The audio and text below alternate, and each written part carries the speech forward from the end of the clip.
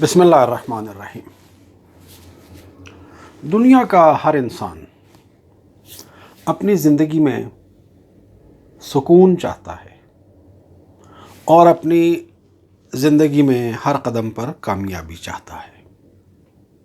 اور اگر ہم انسان کی زندگی کی حرکات و سکنات کا، اس کی دوڑ دھوپ کا جائزہ لیں تو ہر انسان کی دوڑ دھوپ، محنت مشقت کا مقصد ہی یہ ہے کہ وہ اپنی زندگی کو پرسکون بنائے اور اپنی زندگی میں کامیابیاں حاصل کرے۔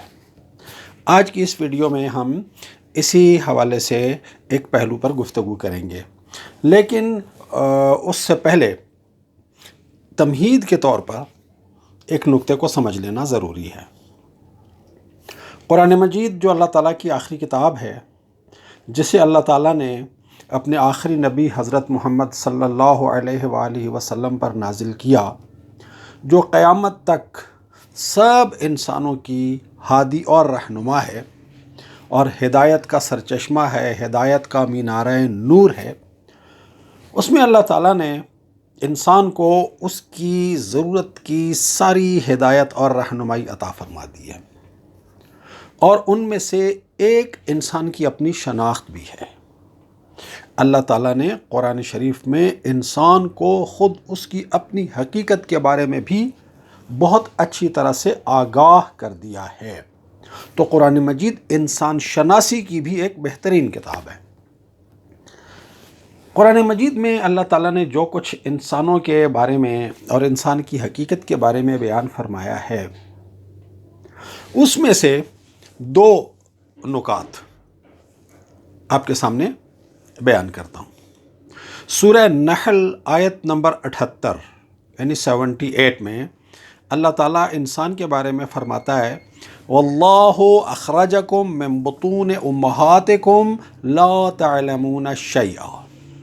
اللہ نے تمہیں تمہاری ماؤں کے پیٹ سے نکالا، اور اس وقت تمہاری حالت کیا تھی؟ لا تعلمون شیئا، تم کسی چیز کا کچھ بھی علم نہیں رکھتے تھے۔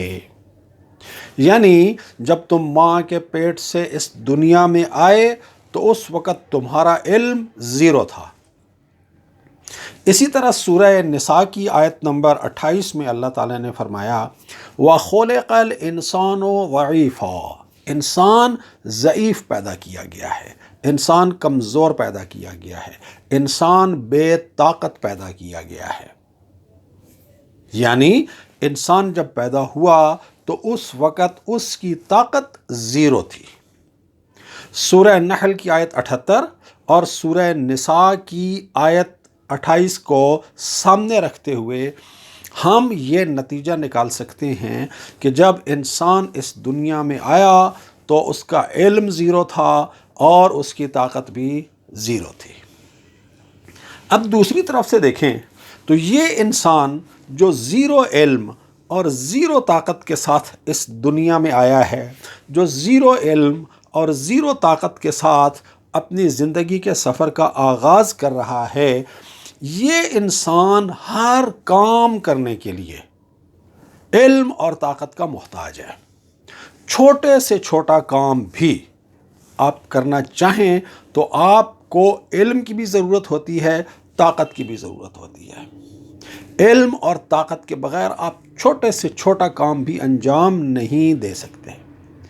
تو وہ انسان جو زیرو علم اور زیرو طاقت کے ساتھ اس دنیا میں آیا اور اسے ہر کام کرنے کے لیے علم اور طاقت کی ضرورت ہے، اسے اللہ تعالیٰ نے علم حاصل کرنے کی اور طاقت حاصل کرنے کی بے پناہ صلاحیت عطا کی ہے، اور اسے علم اور طاقت حاصل کرنے کے ذرائع بھی عطا فرمائے ہیں۔ جو ذرائع اللہ تعالیٰ نے انسان کو علم اور طاقت حاصل کرنے کے عطا فرمائے ہیں، ان کی بہت ساری قسمیں ہیں، بہت ساری ویرائٹیز ہیں۔ آج ہم ان میں سے صرف ایک کا ذکر کریں گے، اور وہ ہیں اللہ تعالیٰ کے اسماء حسنی، اللہ تعالیٰ کے خوبصورت پاک نام، اللہ تعالیٰ کے 99 اسماء حسنی۔ اللہ تعالیٰ کے ان ناموں میں سے ہر نام روحانی علم اور روحانی طاقت کا ایک بہت بڑا سمندر ہے۔ آپ اس کو سمجھنا چاہیں تو آپ اس بات سے سمجھ سکتے ہیں کہ اللہ تعالیٰ اس کائنات میں جو کچھ کر رہا ہے وہ سب اپنے انہی ناموں کی طاقت سے کر رہا ہے۔ وہ جو کچھ پیدا کر رہا ہے، زمین پیدا کی، آسمان پیدا کیے، سورج چاند ستارے پیدا کیے، پہاڑ پیدا کیے، جو کچھ اللہ نے پیدا کیا اپنے اسم خالق کی طاقت سے پیدا کیا۔ وہ جتنی بھی چیزوں کو رزق دے رہا ہے اپنے اسم رازق کی طاقت سے دے رہا ہے۔ بیماروں کو شفا دیتا ہے اپنے اسم شافی کی طاقت سے۔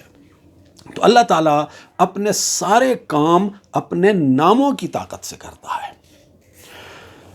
اور اللہ تعالیٰ نے ہمیں بھی یہی حکم دیا ہے، سورہ اعراف آیت نمبر 180، وَلِلَّهِ الْأَسْمَاءُ الْحُسْنَى فَادْعُوهُ بِهَا۔ اللہ تعالیٰ کے ہیں سارے خوبصورت نام۔ تو اللہ کو جب پکارو تو اللہ کے خوبصورت ناموں کے ذریعے سے اللہ تعالیٰ کو پکارو۔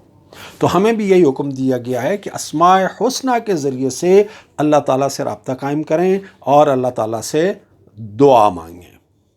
اور اللہ تعالیٰ کے ان اسماء حسنہ کی طاقت ایسی طاقت ہے کہ اس کے ذریعے سے، اس طاقت کے ذریعے سے اور اس علم کے ذریعے سے ناممکن چیزیں ممکن ہو جاتی ہیں۔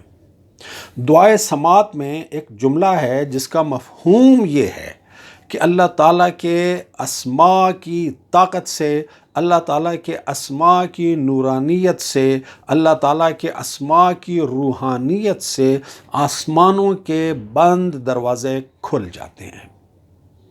دعائے کمیل مولا علی علیہ السلام کی ایک مشہور دعا ہے۔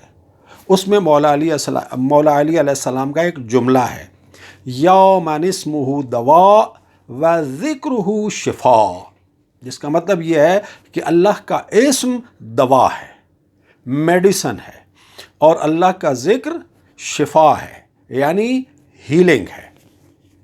تو ہماری زندگی کا کوئی مسئلہ ایسا نہیں ہے، کوئی پریشانی ایسی نہیں ہے، کوئی مشکل ایسی نہیں ہے جسے اللہ تعالیٰ کے اسماء حسنہ کی برکت سے، اللہ تعالیٰ کے اسماء حسنہ کی روحانی طاقت سے، اللہ تعالیٰ کے اسماء حسنہ کی نورانیت سے حل نہ کیا جا سکتا ہو۔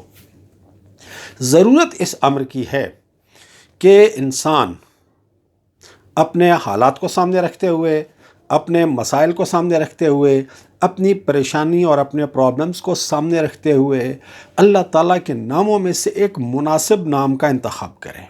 ایک نام ہو جائے، 2 نام ہو جائیں، 3 نام ہو جائیں، اللہ تعالیٰ کے ناموں کا انتخاب کریں اور پھر اللہ تعالیٰ کے ان ناموں کا ایمان کے ساتھ، یقین کے ساتھ، توکل کے ساتھ اور ظاہری و باطنی آداب و شرائط کی پابندی کے ساتھ ذکر کیا جائے تو سوال ہی پیدا نہیں ہوتا کہ انسان اپنی زندگی میں سکون اور کامیابی سے محروم رہ جائے۔